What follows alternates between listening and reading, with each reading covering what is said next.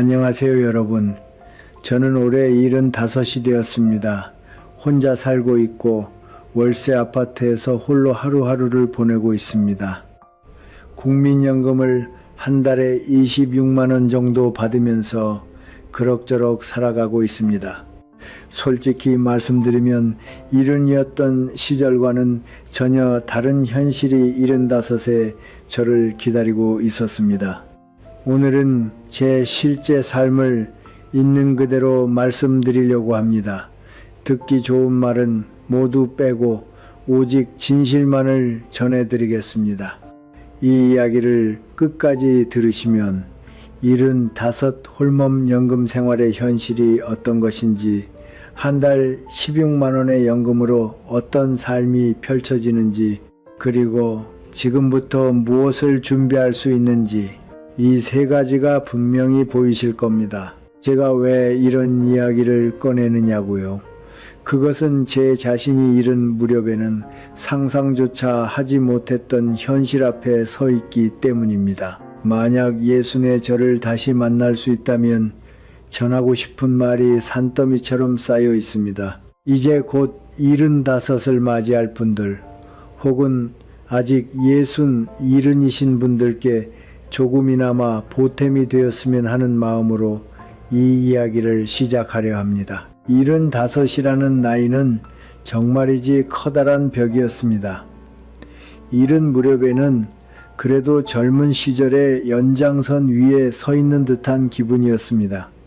조금 쉽게 지치는구나, 그 정도였지요.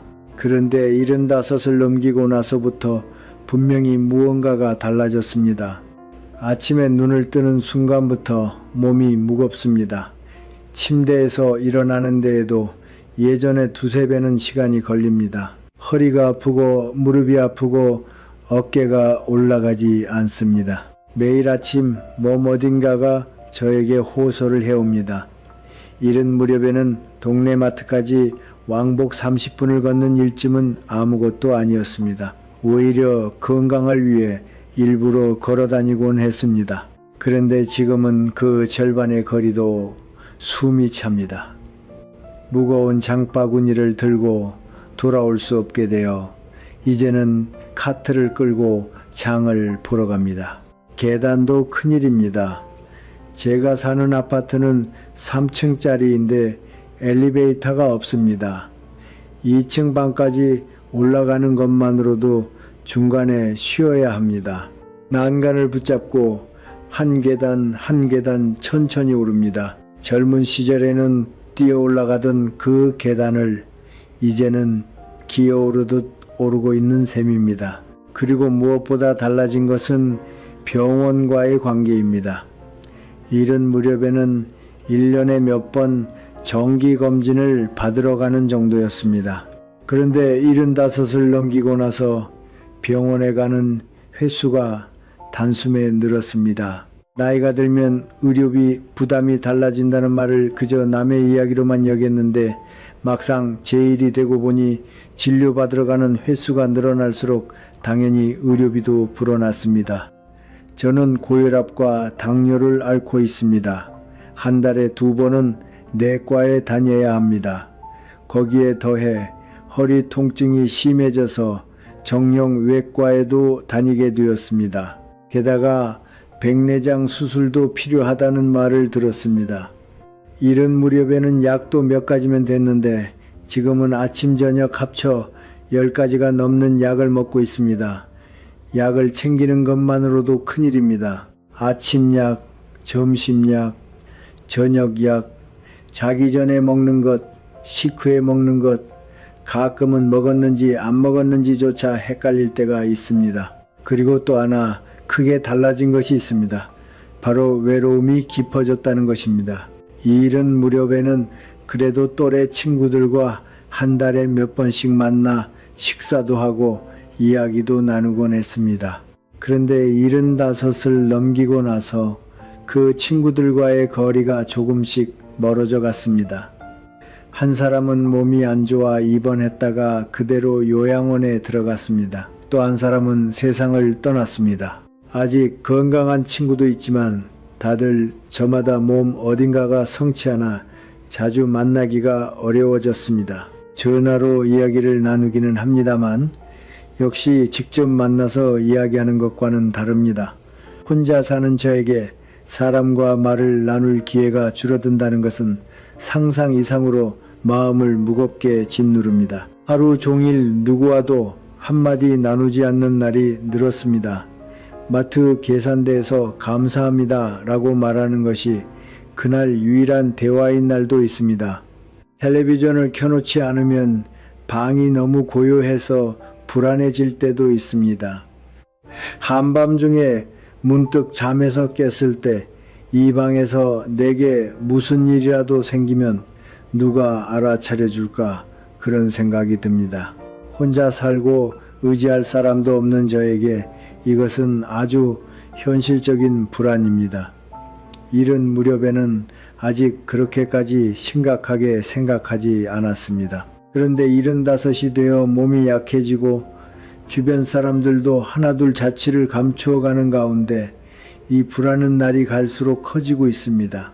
이웃과 인사를 나누는 정도의 관계는 있지만 무슨 일이 생겼을 때 기댈 만한 사이는 아닙니다. 집주인 어르신께는 감사한 마음이지만 그래도 결국은 남입니다. 몸이 안 좋을 때, 마음이 가라앉을 때 누군가에게 이야기를 들어달라고 하고 싶어도 전화를 걸 상대가 좀처럼 떠오르지 않습니다. 75이라는 나이는 이렇게 여러 면에서 커다란 전환점이었습니다. 체력, 의료비, 그리고 외로움. 이 세 가지가 이른 무렵과는 비교도 되지 않을 만큼 제 삶을 무겁게 짓누르고 있습니다. 그러면 이제 제 실제 살림살이를 보여드리겠습니다. 연금은 한 달에 16만 원입니다. 그래도 국민연금만 받는 분들에 비하면 형편이 나은 편이라고 생각합니다. 하지만 이 16만 원으로 75 홀몸살이를 꾸려나간다는 것은 생각보다 훨씬 빠듯합니다. 우선 가장 큰 지출은 집세입니다. 저는 월세 아파트 2층에 살고 있습니다. 방 하나에 25평방미터쯤 되는 작은 방입니다. 집세는 한 달에 5만 원. 이 동네에서는 비교적 싼 편이지만 그래도 연금의 3분의 1 가까이가 집세로 사라집니다. 자기 집이 있는 분들이 부러울 때가 있습니다. 융자를 다 갚았다면 재산세나 수리비는 들지언정 집세만큼의 부담은 없을 테니까요. 하지만 저에게는 제 집이 없습니다. 젊은 시절 결혼도 하지 않았고 내 집을 마련하겠다는 선택도 하지 않았습니다. 그것을 후회하는 것은 아니지만 이 나이가 되어 새들어 사는 일의 무게를 절실히 느끼고 있습니다. 다음으로 큰 것이 놓인 의료보험료입니다. 이것이 한 달에 약 6,000원 듭니다. 거기에 장기 요양보험료도 따로 나가는데 이쪽도 한 달에 5,000원 정도입니다. 합치면 한 달에 11,000원. 연금에서 미리 떼어가니 실제로 손에 들어오는 연금은 조금 더 적은 셈입니다. 그리고 의료비와 약값입니다. 저처럼 여러 병원을 다니고 많은 약을 처방받으면 본인 부담이 적다 해도 꽤 큰 금액이 됩니다. 내가 진료와 약값으로 한 달에 약 4,000원, 정형 외과까지 합치면 거기에 3,000원 정도가 더 듭니다. 그 밖에 가끔 치과에 가거나 안과에 가면 어떤 다른 1만 원을 넘기기도 합니다. 평균을 내면 의료비와 약값으로 한 달에 8,000원에서 1만 원 정도입니다. 이른 무렵에는 이것의 절반도 들지 않았습니다. 다음은 공과금입니다. 전기요금이 여름과 겨울에 비싸집니다. 여름은 더위 먹는 게 무서워서 에어컨을 안 틀 수가 없습니다. 겨울도 추위가 몸에 사무치니 난방 없이는 지낼 수 없습니다. 전기요금은 한 달에 5,000원에서 7,000원, 겨울은 조금 더 올라갑니다. 가스요금은 한 달에 3,000원 정도, 수도요금은 두 달에 약 3,000원이니 한 달에 1,500원쯤 됩니다. 다 합치면 공과금만으로 한 달에 1만 원 안팎이 듭니다. 그리고 식비입니다. 이것이 가장 절약을 강요받는 부분입니다. 예전에는 외식도 했지만 지금은 거의 하지 않습니다. 직접 해먹는 것이 기본입니다. 마트에서 떨이를 사거나 싼 식재료를 골라서 어떻게든 한 달이만 5,000원에 맞추고 있습니다.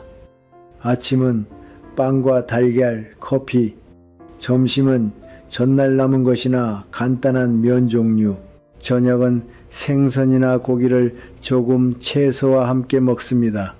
고기는 닭고기가 중심입니다. 소고기는 비싸서 좀처럼 사지 않습니다. 생선도 싼 것을 고릅니다. 채소는 제철에 싼 것을 삽니다. 과일은 거의 사지 않습니다. 사치품이라고 생각합니다. 어쩌다 바나나를 사는 정도입니다. 이렇게 계산해 나가면 고정비만으로도 상당한 금액이 됩니다. 집세 5만 원, 보험료 1만 1천 원, 공과금 1만 원, 의료비 9천 원, 식비 2만 5천 원, 여기까지만 해도 약 9만 5천 원입니다. 아직 다른 지출도 남아 있습니다.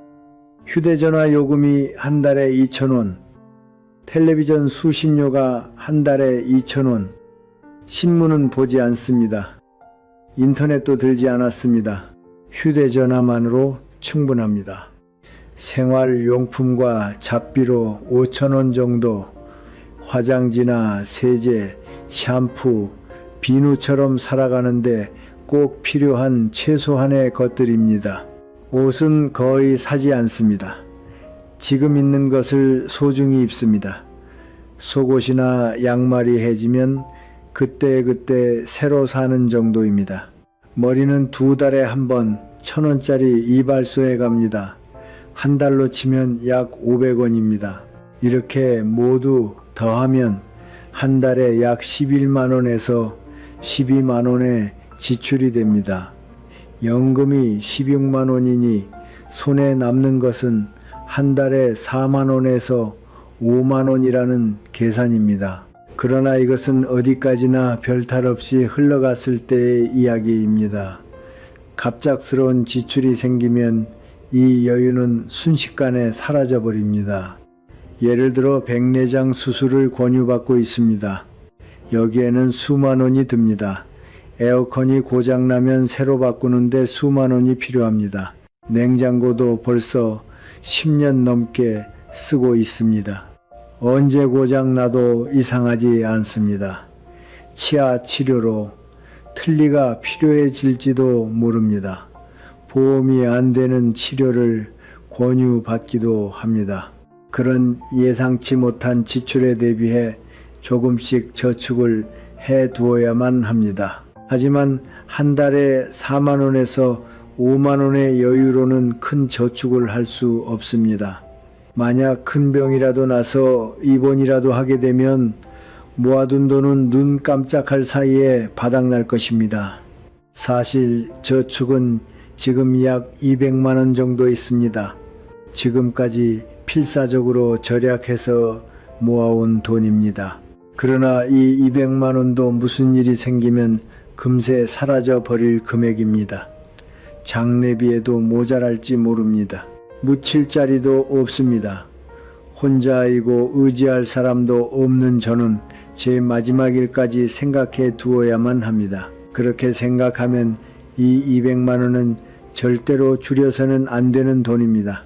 한 달 16만 원의 연금 생활, 숫자만 보면 그럭저럭 살아갈 수 있을 것 같아 보일지도 모릅니다. 하지만 실제로는 의료비, 집세, 공과금, 식비 같은 꼭 필요한 최소한의 지출만으로 대부분이 사라져버립니다.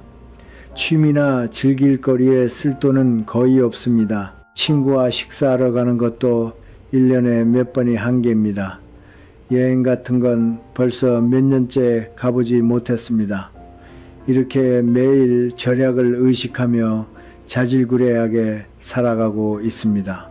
이것이 75 홀몸 한 달 16만 원 연금 생활의 현실입니다. 75이 되어 하루하루 살아가는 가운데 갖가지 어려움에 부딪히고 있습니다. 돈 문제도 그렇지만 그 밖에도 젊은 시절에는 상상조차 못했던 문제들이 잇따라 나타나고 있습니다. 여기서는 특히 큰 5가지 어려움에 대해 말씀드리겠습니다. 첫째는 몸의 통증과 함께 살아가는 일입니다. 아침에 일어나면 허리가 아픕니다. 침대에서 몸을 일으킬 때 저도 모르게 어이구 하는 소리가 나옵니다.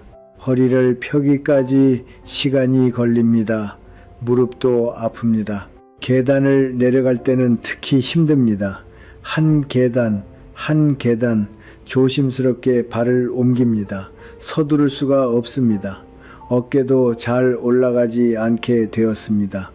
높은 곳에 있는 물건을 꺼내려고 하면 어깨에 극심한 통증이 옵니다.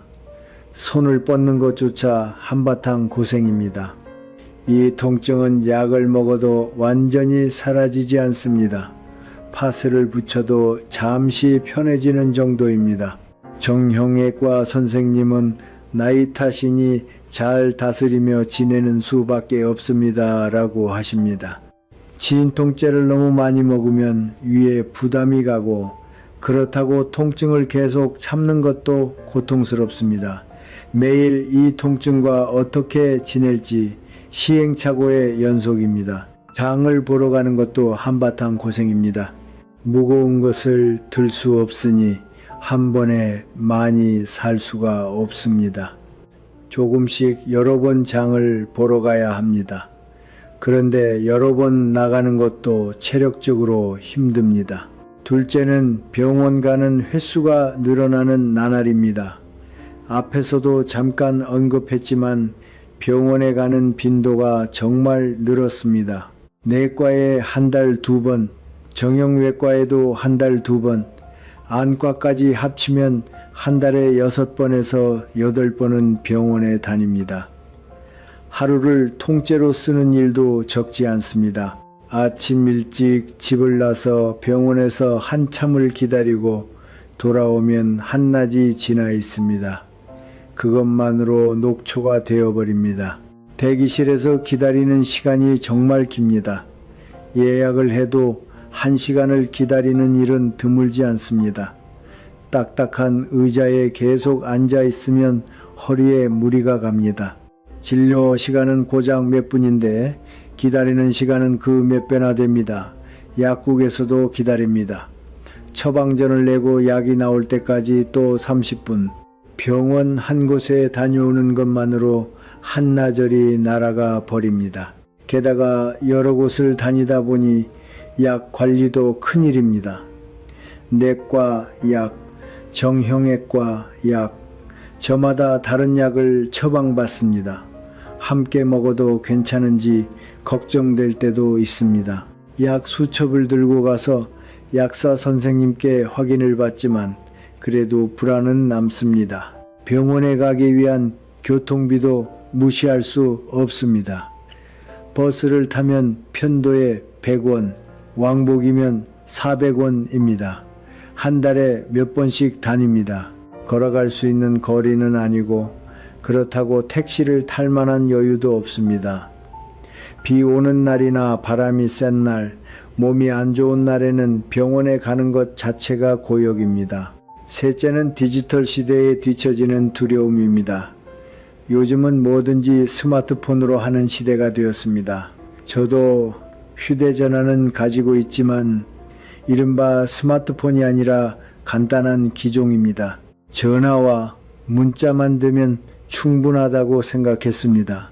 그런데 세상은 점점 디지털화가 진행되고 있습니다.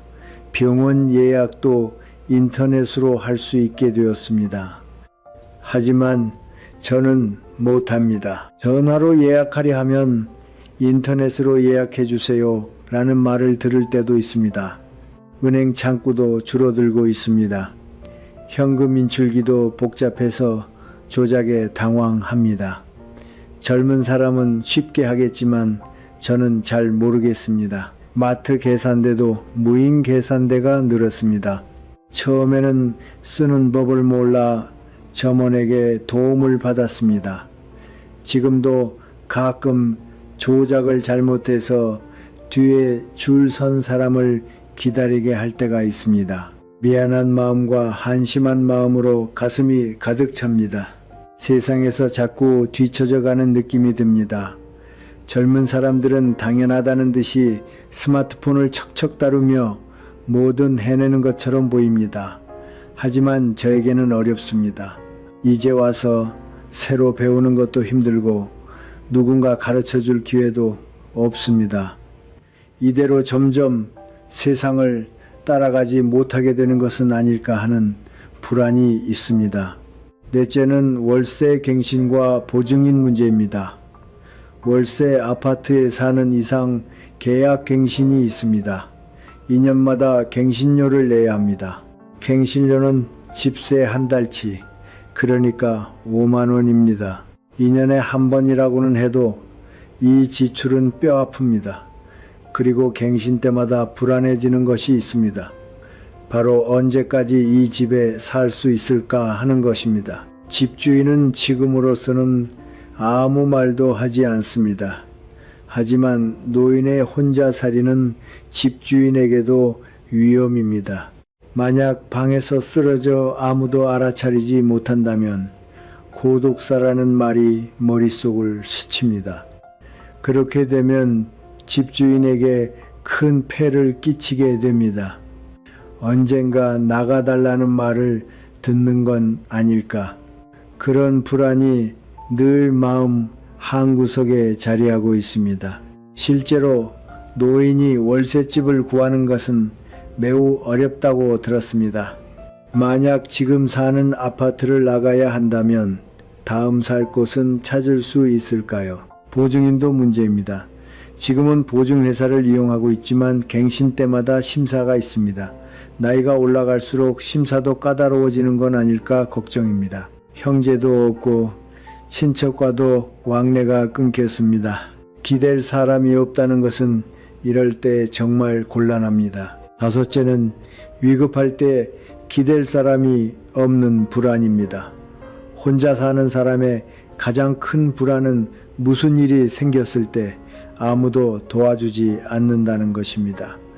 한밤중에 갑자기 몸 상태가 나빠지면 넘어져서 움직일 수 없게 되면 119를 부를 수 있다면 다행이지만 의식을 잃으면 그것조차 할 수 없습니다. 휴대전화는 늘 손이 닿는 곳에 두고 있습니다. 그래도 불안은 사라지지 않습니다. 이웃과는 인사 정도의 사이밖에 안 됩니다. 며칠 모습을 보이지 않아도 아무도 신경 쓰지 않을 겁니다. 우편물이 쌓이고 나서야 비로소 알아차리는 건지도 모릅니다. 그게 언제가 될지는 알 수 없습니다. 친구에게 전화를 걸어도 금방 와줄 수 있는 거리가 아닙니다. 다들 저마다 나이가 들어 몸이 불편합니다. 행정기관의 안부 확인 서비스 같은 것도 알아봤지만 그다지 의지가 될 만한 것은 찾지 못했습니다. 민간 서비스도 있지만 돈이 듭니다. 매달 수천 원의 지출은 지금의 저에게는 버겁습니다. 결국 누구에게도 기대지 못하고 혼자서 어떻게든 해야만 합니다. 이 불안한 날이 갈수록 커지고 있습니다. 이 5가지 어려움은 어느 것 하나 쉽게 해결될 만한 것이 없습니다. 돈으로 해결되는 것도 있고 돈이 있어도 어쩔 수 없는 것도 있습니다. 75의 홀몸살이는 이런 어려움의 연속입니다. 여기까지 모진 현실만을 말씀드렸습니다. 그러나 그저 한탄만 하고 있어서는 살림이 나아지지 않습니다. 저 나름대로 갖가지 궁리를 하며 어떻게든 하루하루를 보내고 있습니다. 여기서는 제가 실천하고 있는 생활의 지혜를 전해드리고 싶습니다. 먼저 의료비를 줄이는 궁리입니다. 그래도 가능한 한 지출을 줄이고 싶은 것이 사람 마음입니다. 한 가지는 복제약을 고르는 것입니다. 오리지널 약과 복제약은 효과는 같아도 값이 다릅니다. 의사 선생님께 처방전을 써달라고 할 때 복제약으로 부탁드립니다 라고 말합니다. 약국에서도 복제약이 있으면 그쪽을 고릅니다. 이것만으로도 한 달에 수백 원에서 1,000원 정도 아낄 수 있습니다. 1년으로 치면 꽤 큰 금액이 됩니다. 또 약은 꼭 필요한 최소한만 받도록 하고 있습니다. 예전에는 왠지 불안해서 이것저것 약을 받았습니다. 그러나 의사와 상의해 정말 필요한 약만으로 줄였습니다. 먹어야 할 약을 깜빡하는 일도 줄었고 약값도 조금 싸졌습니다. 정기검진도 정말 필요한 것만 받도록 하고 있습니다. 종합검진 같은 비싼 검진은 더 이상 받지 않습니다. 지자체에서 실시하는 무료 건강검진을 활용하고 있습니다. 또 병원에 가기 전에 시판약으로 해결할 수 있는 것은 해결합니다. 가벼운 감기나 두통이라면 약국에서 약을 사서 상태를 지켜봅니다. 다만 너무 참다가 악화시키지 않도록 조심하고 있습니다. 다음은 식비를 줄이는 구체적인 방법입니다. 식비는 한 달이만 5,000원으로 정해 두었지만 이걸 지키는 게 쉽지는 않습니다. 우선 장 보러 가는 시간을 궁리하고 있습니다. 마트 문 닫기 직전에 가면 떨이 상품이 많이 나옵니다. 반갑 스티커가 붙은 고기나 생선, 반찬을 삽니다. 그날 안에 먹거나 냉동 보관합니다. 아침 일찍 가면 전날 팔다 남은 것이 싸져 있을 때도 있습니다. 채소는 제철 것을 삽니다. 제철 채소는 싸고 신선합니다. 양배추, 무, 당근, 양파처럼 오래 두고 먹을 수 있는 것을 넉넉히 사둡니다. 고기는 닭 가슴살이 가장 쌉니다. 100g에 50원에서 70원 정도면 살 수 있습니다. 퍽퍽한 게 마음에 걸리지만 조리법을 궁리하면 충분히 맛있게 먹을 수 있습니다. 생선은 꽁치나 고등어 같은 등 푸른 생선이 쌉니다. 회는 비싸니 구이로 먹습니다. 달걀은 영양가가 높고 값도 적당합니다. 한 판 10개 들이가 200원 정도, 아침 식사나 간단한 요리에 요긴하게 쓰입니다. 쌀은 한꺼번에 사둡니다. 10kg 단위로 사면 조금 싸집니다. 둘 곳이 마땅찮지만 쌀통에 넣어 소중히 보관합니다. 양념도 꼭 필요한 최소한만 갖춰둡니다. 간장, 소금, 설탕, 된장, 기름 이것만 있으면 웬만한 요리는 됩니다. 외식은 정말 특별한 때만 합니다. 생일이나 오랜만에 친구를 만날 때 정도입니다. 그것도 패밀리, 레스토랑이나 체인점을 고릅니다. 술도 거의 마시지 않게 되었습니다. 젊은 시절에는 반주를 즐겼지만 지금은 건강을 위해서도 절약을 위해서도 자제하고 있습니다. 어쩌다 싼 맥주를 사는 정도입니다. 음식 재료를 버리지 않는 것도 중요합니다. 냉장고 속을 파악해서 오래된 것부터 씁니다. 유통기한이 가까운 것은 먼저 조리합니다. 채소 껍질이나 심도 되도록 씁니다.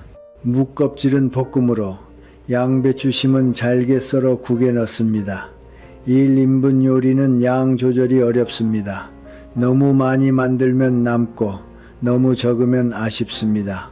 저는 넉넉히 만들어 몇 번에 나눠 먹습니다.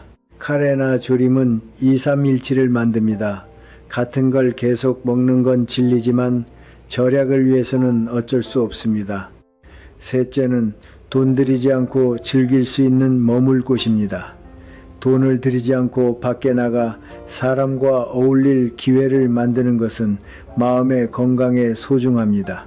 저는 동네 주민센터에서 열리는 모임에 참여하고 있습니다. 한 달에 2번쯤 노인을 위한 체조교실이 있습니다. 참가비는 무료입니다. 간단한 스트레칭이나 체조를 하고 그 뒤에 차를 마시며 이야기를 나눕니다. 비슷한 나이대 사람들과 이야기할 수 있어 외로움이 조금 누그러집니다. 도서관에도 자주 갑니다. 책 읽는 것을 좋아하기도 하고 도서관이라면 무료로 몇 권이든 빌릴 수 있습니다. 조용하고 차분한 공간에서 시간을 보낼 수 있습니다. 신문이나 잡지도 볼 수 있어 정보를 얻는 데에도 도움이 됩니다. 동네 공원을 산책하는 것도 일과로 삼고 있습니다. 아침 선선한 시간에 천천히 걷습니다. 벤치에 앉아 풍경을 바라보기도 합니다. 돈도 들지 않고 운동도 됩니다. 같이 산책하는 사람과 인사를 나누기도 합니다. 가끔 지역 봉사 활동에 참여하기도 합니다. 공원 청소나 화단 손질 같은 것입니다. 체력이 닿는 만큼 무리하지 않고 참여합니다. 누군 마트나 편의점에 가는 것도 어떤 의미에서는 외출의 기회입니다. 계산대 직원과 몇 마디 주고받는 것만으로도 누군가와 이야기했다는 기분이 듭니다. 사소한 일이지만 혼자 사는 사람에게는 소중한 시간입니다. 넷째는 건강을 지키기 위한 습관입니다. 의료비를 줄이기 위해서라도 되도록 건강하게 지내고 싶습니다. 매일 아침 맨손 체조를 합니다. 텔레비전에서 하는 체조를 보며 몸을 움직입니다. 고작 10분 정도지만 몸이 풀려서 하루를 시작하기에 좋은 습관입니다. 식사도 되도록 골고루 먹으려 신경 씁니다. 채소를 넉넉히, 단백질도 든든히 챙깁니다. 염분은 적게 합니다. 고혈압을 앓고 있으니 간은 슴슴하게 합니다. 처음에는 밍밍하게 느껴졌지만 익숙해지니 재료 본연의 맛을 알게 되었습니다. 수분도 자주 섭취하려고 합니다. 차를 끓여 하루에 몇 번씩 마십니다. 탈수가 오지 않도록 조심합니다. 잠도 중요합니다. 밤에는 일찍 자고 아침에는 일찍 일어납니다. 규칙적인 생활이 몸을 다스리는 기본이라고 생각합니다. 다만 한밤중에 화장실 때문에 몇 번씩 깨서 깊이 잠들지 못할 때도 있습니다. 양치도 정성껏 합니다. 일을 이루면 식사를 즐길 수 없게 되고 치료비도 듭니다. 한 개라도 더 내일을 남기고 싶습니다. 자세에도 신경 씁니다. 등이 굽지 않도록 의식적으로 허리를 펴니다.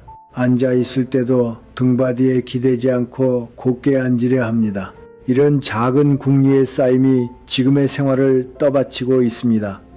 결코 편한 삶은 아니지만 머리를 짜고 궁리함으로써 어떻게든 헤쳐나가고 있습니다. 75이 된 지금 돌이켜보면 후회되는 일이 참 많습니다. 물론 이제 와서 과거를 바꿀 수는 없습니다. 그러나 만약 예수의 저를 만날 수 있다면 이것만은 꼭 전하고 싶다는 것이 있습니다. 먼저 예수에 해 두었더라면 좋았을 일입니다. 가장 후회되는 것은 사람과의 관계를 소중히 하지 않았던 것입니다. 예순 무렵 저는 아직 일을 하고 있었습니다. 직장 동료와의 교류는 있었지만 그것은 직장 안에서만의 관계였습니다. 퇴직하고 나서 그 사람들과는 멀어졌습니다. 동네 공동체에도 적극적으로 참여하지 않았습니다. 귀찮다고 여겼던 것입니다. 혼자 있는 게 편하다고 느꼈습니다. 그러나 75이 되어 깨달았습니다.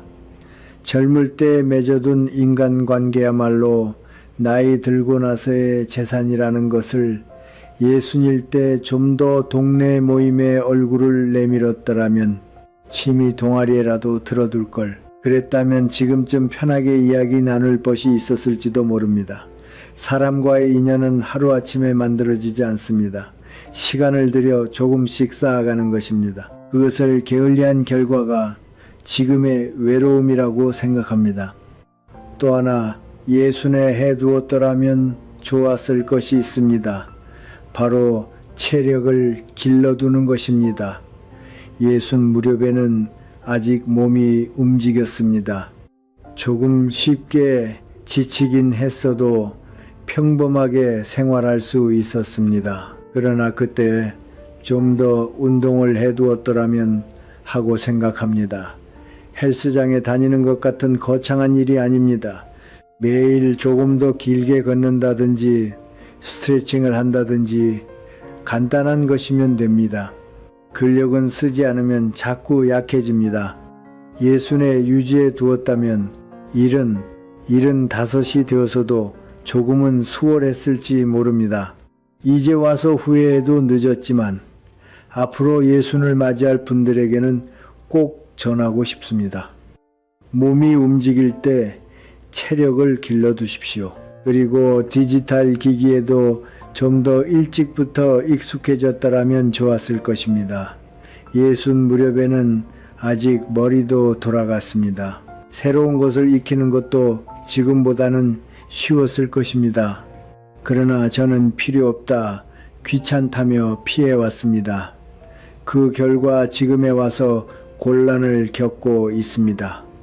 스마트폰 쓰는 법, 인터넷으로 하는 각종 처리, 이것들을 예순일 때 익혀두었더라면 지금의 생활이 훨씬 수월했을 것입니다. 둘째는 저축의 중요성을 뼈저리게 느낀 사건입니다. 저는 젊을 때부터 저축이 서툴렀습니다. 있으면 있는 대로 다 써버리는 사람이었습니다. 혼자였으니 나 한 사람 먹고 살면 된다고 생각했습니다. 그러나 쉰이 되어 슬슬 노후를 생각해야겠다고 마음먹기 시작했습니다. 그때부터 필사적으로 절약해서 저축해 왔습니다. 지금 있는 200만 원은 그렇게 모은 것입니다. 그러나 이것으로도 전혀 부족합니다. 만약 젊을 때부터 매달 조금씩이라도 저축했더라면 지금쯤 훨씬 여유가 있었을 것입니다. 복리의 힘이라는 것이 있습니다. 젊을 때부터 오래 저축을 이어가면 이자가 붙어 큰 금액이 됩니다. 저는 그것을 이해하지 못했습니다. 특히 절감한 것은 3년 전 냉장고가 고장 났을 때입니다. 무더운 여름날이었습니다. 냉장고 상태가 이상하다 싶더니 갑자기 멈춰 버렸습니다. 안에 든 식재료는 전부 못 쓰게 됐습니다. 당장 새 냉장고를 사야만 했습니다. 그런데 가전 매장에 가서 값을 보고 놀랐습니다. 소형 냉장고도 5만 원이 넘었습니다. 저축을 할 수밖에 없었습니다. 그때 정말 저축의 소중함을 실감했습니다. 만약 모아둔 돈이 없었다면 어땠을까요? 신용카드도 없고 대출을 받을 수도 없습니다. 저축이 있었기에 어떻게든 넘긴 것입니다. 그 뒤로 저축은 절대 줄이지 말자고 마음먹었습니다. 다달이 남는 여윳돈에서 조금씩이라도 저축으로 돌리고 있습니다. 이제 큰 금액을 모으는 건 무리지만 그래도 조금이라도 늘려두고 싶습니다. 언제 무슨 일이 생길지 모릅니다. 병, 부상, 가전고장, 집세 인상, 예상치 못한 지출은 언제든 일어날 수 있습니다. 그때를 대비하려면 저축밖에 없습니다. 젊은 분들께는 정말 지금부터 저축을 해두시라고 말하고 싶습니다. 적은 금액이라도 괜찮습니다. 매달 10,000원이든 20,000원이든 저축하는 습관을 들이십시오. 그것이 미래의 자신을 구합니다. 셋째는 사람과의 인연의 소중함입니다. 이것은 맨 처음에도 언급했지만 정말 중요한 것이니 한 번 더 말씀드립니다. 저에게는 가까운 벗이 몇 명 있었습니다. 그러나 나이를 먹어갈수록 그 수는 줄어들었습니다. 세상을 떠난 사람, 요양원에 들어간 사람, 먼 곳으로 이사간 사람, 여러 이유로 만날 수 없게 되었습니다. 지금도 연락을 주고받는 벗은 2사람뿐입니다. 그러나 그 2사람도 저마다 몸이 성치 않아 자주 만날 수는 없습니다. 전화로 이야기는 하지만 한 달에 한두 번입니다. 그 외에는 누구와도 말하지 않는 날이 이어집니다. 텔레비전을 켜놓아도 그것은 일방통행입니다. 제 목소리를 낼 일이 없습니다. 목소리를 내지 않으면 목 근육도 약해진다고 들었습니다. 가끔 목소리가 잘 안 나올 때가 있습니다. 사람과 이야기한다는 것은 단순한 대화가 아닙니다. 살아있다는 실감을 얻는 행위라고 생각합니다. 누군가와 함께 웃는 것, 고민을 털어놓는 것, 사소한 이야기를 나누는 것, 그런 일상 속에 살아가는 기쁨이 있는 것입니다. 혼자 있으면 모든 것이 제 안에서만 맺어지고 끝나버립니다. 생각도 한쪽으로 치우치고 마음도 어두워지기 쉽습니다.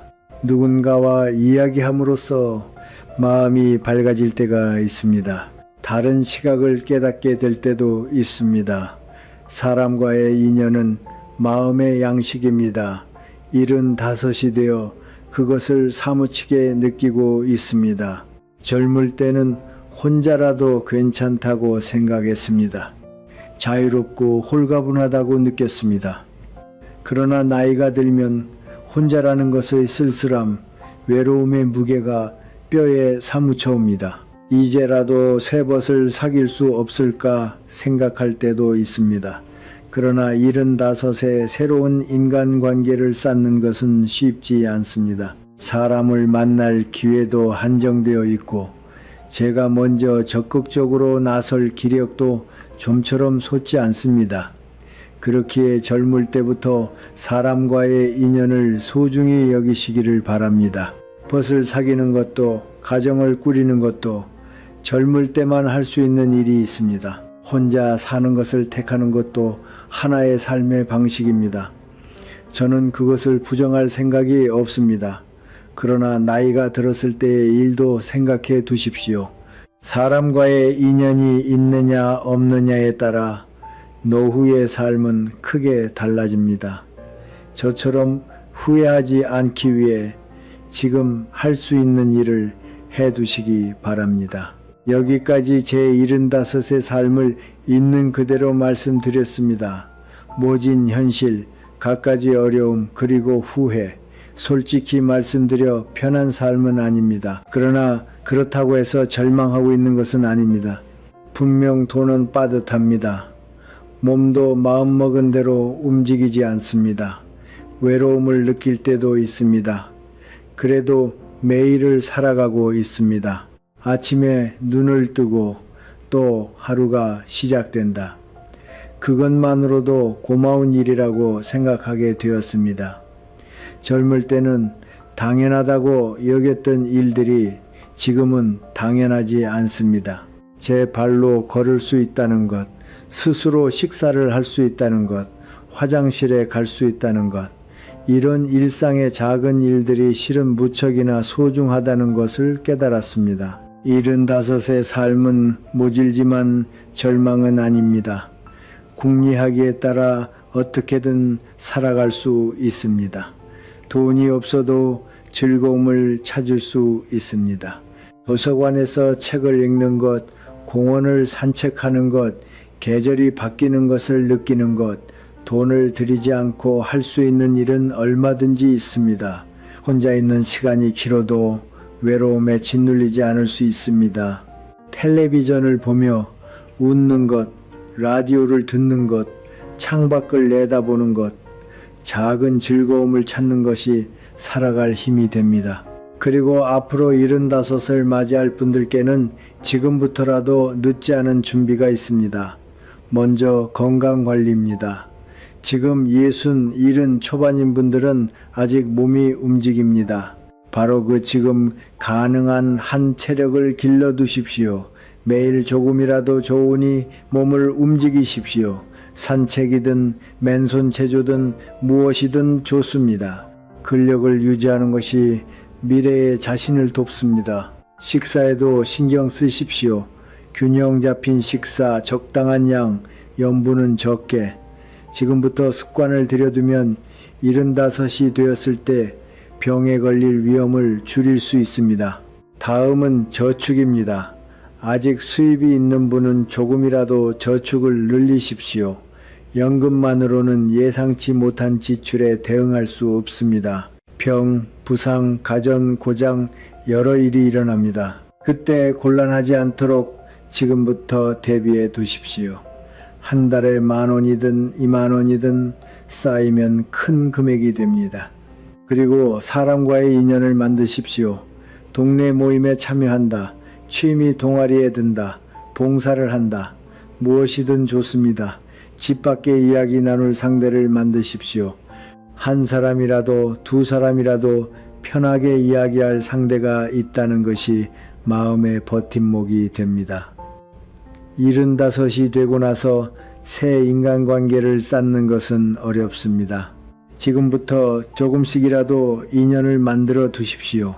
그리고 디지털 기기에 익숙해지는 것도 중요합니다.